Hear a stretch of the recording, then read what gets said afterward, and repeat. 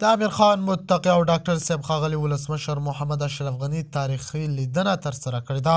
ښاغلي غني د امیر خان متقي سره په یوه غونډه کې پټه لیدنه کړې چې طالبانو تر اوسه دغه لیدنه نه ده تایید کړې، خو د ډاکټر صاحب ښاغلي ولسمشر محمد اشرف غني نږدې کس له قوله ویل شوي دي چې په دغه ناسته کې زیات بهرنیان هم موجود ول.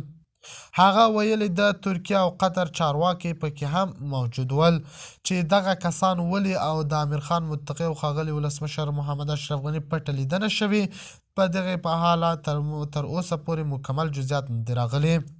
د تان ټي وي چینل درنو لیدونکو سلام، ستړي مشئ، وخت مو په خیر. په سر کې یادونه کوم که تان ټي وي چینل مو نه وي سبسکرایب کړی په درنښت سره تان ټي وي چینل سبسکرایب کړئ.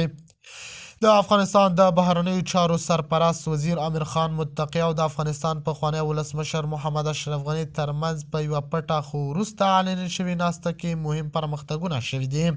دا لیدنه چې د یوې درېیمې هیوادي په منځګړیتوب شوې د افغانستان د سیاسي راتلونکي سرحد کړکېچونو او د نړیوالو اړیکو په عادي کېدو تمرکز درلود.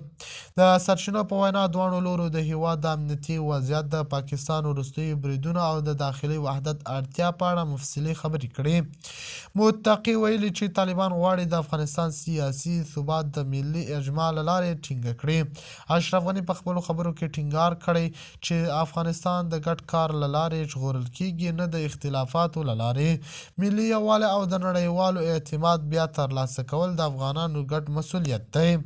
سرچینې زیاتوي چې دواړو خواو په ځینو ټکو کې نږدې نظرونه لرل، په ځانګړي ډول د هیواد د خاورې د دفاع او د نړیوال فشارونو په مقابل کې د ګډ دریځ په اړه.